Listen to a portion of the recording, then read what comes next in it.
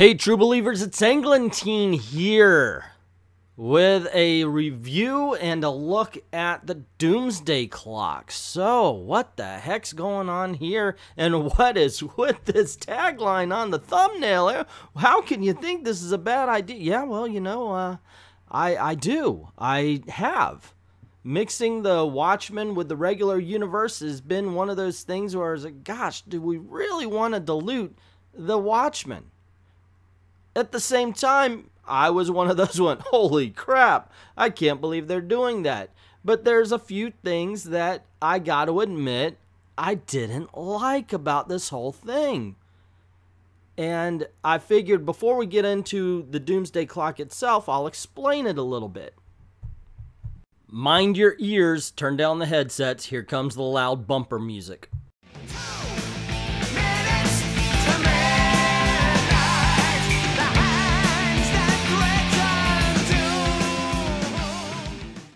As you can see by that montage, yeah, and I like Iron Maiden, so sue me. But as you can see by the montage there, this is a long time coming.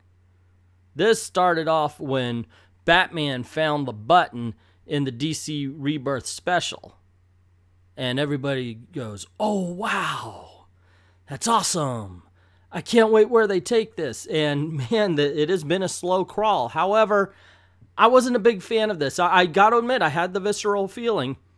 But then afterwards, I was like, wait a second. The only way anybody knows the significance of the button is if they had read the Watchmen trade paperback. If you are actually in the universe of the button, it is a simple smiley face button that it's a smiley face button. It has no real significant meaning. For the three people who do not know this, the button comes from the Watchmen story made 30 years ago, written by Alan Moore, drawn by Dave Gibbons, and just as important to the success, in my opinion, is the coloring done by John Higgins. It's an amazing looking book, well written, and it really did change, not the industry, it didn't make comic books darker. Hell, Neil Adams had been on that road already, but it taught an industry, the comic book industry, what they could do with these books, with these characters. You were no longer, there was no box anymore. There was no box to be outside of anymore. You could do anything. This is when they really started to realize that with the comic book, you can make whatever superhero movie you wanted and you had an unlimited budget. And there is not enough hyperbole in the world to oversell this. And in this book, we have a character who's inappropriately called the comedian. He's never seen doing any stand-up. However, he does do a lot of violence and wears the smiley face button, which connects that to the DC Rebirth special. Fast forward a few years, and there's an idiot editor over at DC that says, hey, I got a great idea. Why don't we take everything everybody loves about the DC universe and just destroy it? Well, how are we going to do that? We're going to make a pretty cool storyline called Flashpoint. And they did, at the end of which, I guess, after Crisis continuity DC Comics was completely destroyed, and then they brought in a new series of books that they labeled DC's New 52. The editor, we'll call him Dildio, said, hey, look, here's a new modern take on all of your heroes. We're going to pretend like what if they were in the real world, and you know what? Everybody in the real world sucks. What do you think? And the audience basically said, oh, they're just assholes. Why do we have to read this? Everybody's a jerk. Why do we don't want this. Change it back. Well, they couldn't change it back, so they said, hey, I got a great idea. Why don't we converge them and make DC Rebirth to remind everybody what was great about our heroes in the first place. And they did. And the comic book world went, oh my gosh, DC is great again. Isn't that cool? Because Marvel's beginning to really suck. So they made these books. But they're like, hey, wait a second. We've got to make a reason for all these switches. Like, who is really behind all of these timeline turns? And at the end of the DC Rebirth special, Batman finds the comedian's button. So that made everybody go, woohoo, Watchmen! And some of us think, well, okay, but I mean, it was laying in the freaking street. Was Rorschach picked it up? Big dang deal. It's a button. But it did tease a Watchmen crossing over into the regular DCU, and that is kind of an exciting prospect.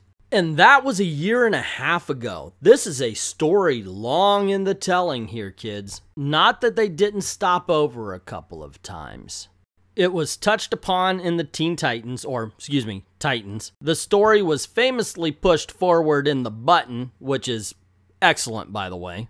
And most recently referenced in the Oz Effect with a being or entity that is far more powerful than Superman has ever seen being referenced. And so there we go. That is what they touched upon. And I'm sure if there's one I missed, the internet will correct me in the comments section, and please feel free to do so.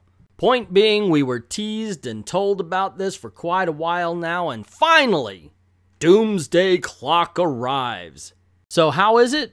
It's fine, thank you. Getting a little cold, but otherwise doing pretty good. Yeah. Well, it is okay. It is pretty good. But let's talk about first, I guess, the cover. This one is all right. I like the coloring. This is the best of the two. And I like the coloring because it invokes the original Watchmen series. Once again, John Higgins coloring. You got to check it out. Really good. The other cover tries to be a little bit stylish, but I think it fails a little bit, and it ends up just being boring. Now, one thing that has to be said about this issue is this. If you are looking for a comic book version of an orgasm where you get all the answers and all the story at once, forget about it. This is issue 1 of 12. At best, this is the beginning of the end. Just to catch up on everything, Watchmen ended with two guys in a newspaper. Guy picks up Rorschach's journal, which has everything that happened, and says, oh, it's crap, because he read the part where the dog's head split open, and just dropped it again. And then it got buried. So this story here is juxtaposing or suggesting that the guy picked it up again, read through it, and went, holy crap, this is actually Rorschach's journal. And if you could not tell, there may be spoilers, so be careful. Read the book first. All right, well, this issue does open the same way as The Watchmen with a Rorschach voiceover. And you get a feeling that he's not right, and it can't be right because it takes place a few years after, and Rorschach's supposed to not only be dead, but completely obliterated. And you notice the wording and such gets kind of messy. A lot different than the Rorschach we know. And then the book just stops dead to give you tons of exposition. I mean, it's like, okay, you had me. You opened strong, but what are you doing here? Really, seriously. And sure, you do get some narration. You do get some interesting things, but mostly it's just like I said, it's a big information dump. And it's like 2 pages of just blah, blah, blah, blah, blah, this is the world, blah, blah, blah, blah, blah. You get some information that's important. I'm not going to lie about that. It's just, I don't know. Maybe if they had given it to a little more character, a little more heart, or give it to different people or something like that. But you find out that because of the world finding out that the big monster in New York City was cooked up by Ozymandias, relations between Russia and America fall apart again, and there's going to be bombs dropped in 3 hours, and it means the end of the world. That's the summary of those 3 or 4 pages. We then cut to a prison where basically prisoners are taking advantage of the fact that they're going to die in 3 hours anyway, so might as well be as violent or as whatever they want to be for those 3 hours. And it's here that we're introduced to new Rorschach. And yes, this is not a spoiler because right away it shows you, it's not the real Rorschach.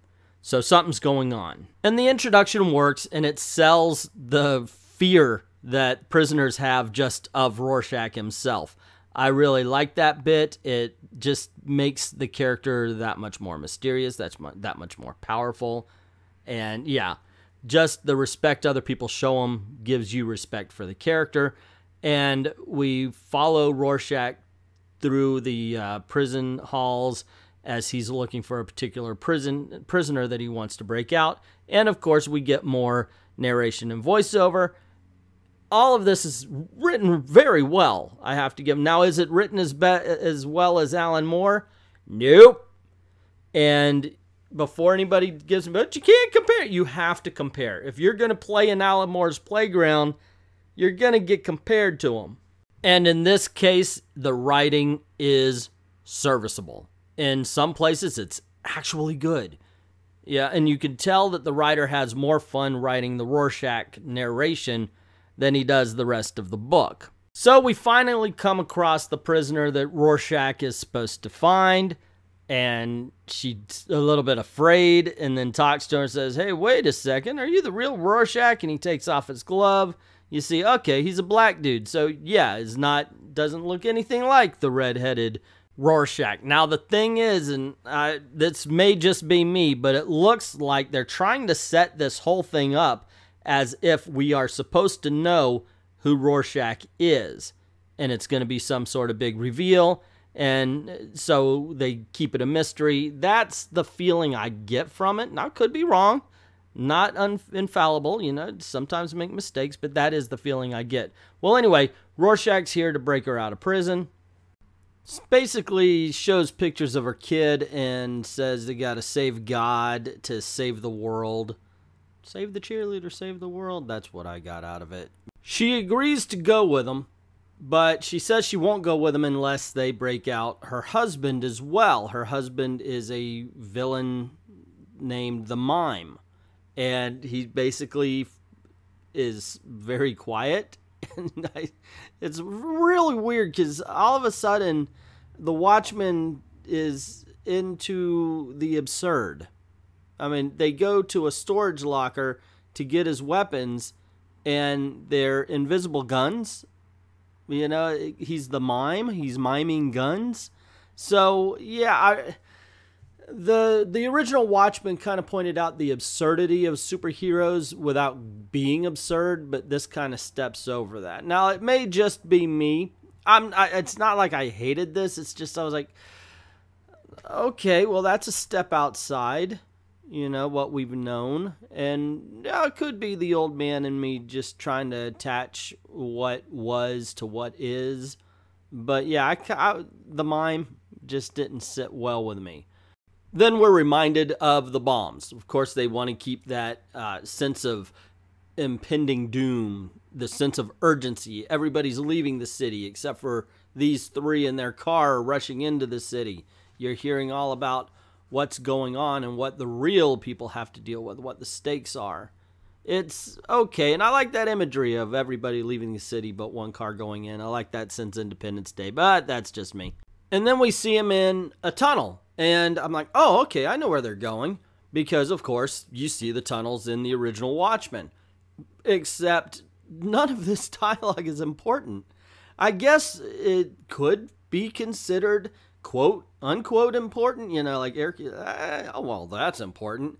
Because we're shown the same information that we've already been shown.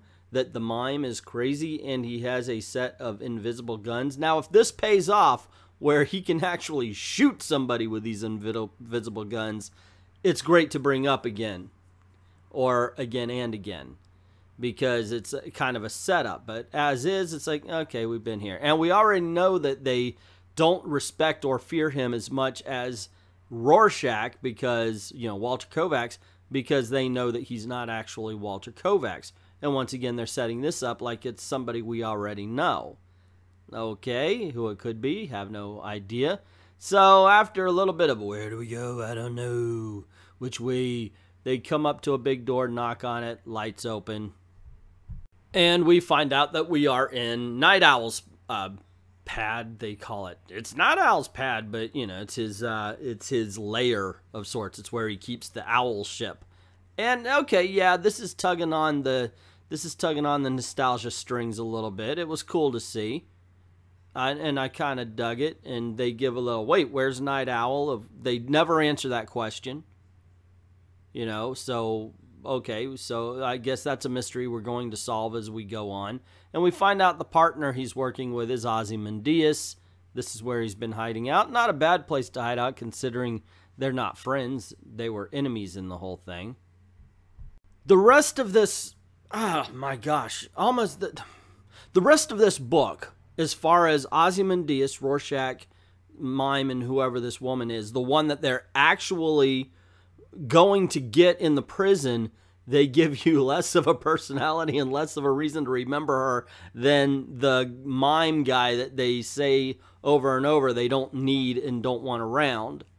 And of course there's conflict because Rorschach's not Rorschach, and they're like, hey, wait a second, we could take you in for a whole bunch of money. And so Ozymandias says, well, I'll give you even more than that amount of money. And then, unlike in the original Watchmen, where he says, I'm not going to explain my plan like some sort of RKO villain, well, he holds fast to that even with the people that he's supposed to be working with, because it takes 4 pages to explain what could be like, yeah, we need to go search for John. Dr. Manhattan, you remember him? He's got the power to save our universe. We need to find him. It takes for freaking ever. Now, I understand you want to get some character out of the way, but we learn nothing new. We learn nothing new of anybody in this particular page. Oh, except for Ozymandias. I have cancer. We need to go find John. Save the world. Save the God, save the world. Save the cheerleader, save the world. I bet a lot of people who read this did not realize that this is the same plot as the first half of the first season of Heroes. Ta-da! Mind not blown, mind just going, yeah. Yeah, it is, isn't it? And then we're treated to a scene with Superman because they have to remind us that, well, you know, there's the DCU proper here as well. It's not just all Watchmen. And we get basically a Superman nightmare. Except even by his own admission, it's not a dream so much as it is a retelling of the night his parents died. He's going to a prom, and he wanted to go with Lana, but he didn't ask, so she ended up going with somebody else. But he's there as a wallflower, and he has to watch her dance with other people and be happy with other people. Of course, you know, he's also facing the fact that he's Superman and he can't tell anybody. At this point, his powers would have been manifesting. And so he's ripped away from the prom memory into the memory of his parents' car crash and how they died. This gives him the quick awake, which makes me wonder if he's capable of doing this. He is capable of killing Lois Lane in his sleep. Maybe, I know that's not where my mind's supposed to go, but if he's going, blah, it's like, you know, you're freaking Superman. The muscle spasm could destroy the bed, the floor, you know, the whole 9 yards. Just saying. That's a possibility. But they talk about the fact that he's never had a nightmare, suggesting that there's some sort of mental manipulation going on. Which, of course, could just be foreshadowing or forewarning Superman of danger. There's somebody out there to manipulate him. He's never had a nightmare before, and now he's having nightmares. What's going on? Are we supposed to forget all of the other times that Superman has actually had a nightmare just for this story? I'm not exactly sure how they're expecting us to work this, but Superman knows he's had nightmares before. Oh good, just like they started the book with a whole bunch of exposition from the news, they end the book the same way, although this time we're getting it in newspaper form, and I guess this is kind of mirroring the stories you would get at the back of each Watchmen book, which is cool. It gives you a little extra information, or it's supposed to. This here is really kind of telling you the same stuff that you got in the beginning. It's just reiterating the whole thing. However, there are some parts, like you get a little bit more of the Rorschach story. You get a little story about somebody who was caught up in the Manhattan Massacre, they're calling it. And a little bit more on what's going on in the world. This page is decent. The first page is complete reiteration. Also, you get to see that they're living with 1960s prices. And that's cool. Stack of blueberry pancakes for $3 sounds pretty good right about now. Time to sum up. Figure out what exactly are we talking about here. Is this the masterpiece we've all been waiting for? Absolutely not. is in no way, shape, or form a 5-star book. This is not even like for an issue, like, woohoo, this is like really good and it's kicking this off. More like a 3-star in my opinion. It does pull on some nostalgia strings, and there are some great ideas here, but they're poorly implemented. There's just wasted pages, which is amazing because in the beginning of this, it's such an information dump. It's like, hey, we got to get everything out in the world in about 2. So it's really uneven. It's unevenly paced. The characters are just not as interesting. And I've said it before, if you're going to play in Alan Moore's sandbox, you're going to be compared to Alan Moore. And at least as far as this first issue is concerned, Geoff Johns is coming up wanting. The strength in the book lies with basically the look of it. Gary Frank's the artist, Brad Anderson's the colorist, and they did their best to make this look like classic Watchmen. And it does in a lot of ways. It really does. So it does play off the whole nostalgia factor. It is its own animal. While the writing is not up to par with Alan Moore, very few things are. And it does have a lot of potential. So hopefully in the next 11 issues, we're going to see it live up to that potential. But that's just my opinion. What is yours? Did you like it? Did you hate it? Or like me, you're like, it didn't work completely, but I see the potential. Let me know in the comments below. I mean, there's a lot of stuff to unpack here. There really is. And that may be part of the problem. There's so much to get to, and they got to none of it. That, once again, let me know in the comments below. Also, if you like videos like this, you want to see more, click like, click share. You know the deal. Sharing is important because it gets the word out about the channel. And if you haven't done it already, subscribe. Hit the notification bell so you don't miss anything. Sometimes cool things happen around these parts. Also, this is the way we make our living. So if you don't mind, head on over to Patreon or to VIDME. The links are in the description below. Drop $1 in the till. Help us keep the lights on, help us keep making videos for you like this. We definitely appreciate everybody who's already taken their time, not only just to watch the videos, but to help us on Patreon and VidMe. That's very nice of them. And to everyone, all the true believers who feel that once you find out what a joke everything is, being a comedian is the only thing that makes sense. We thank you very much for watching.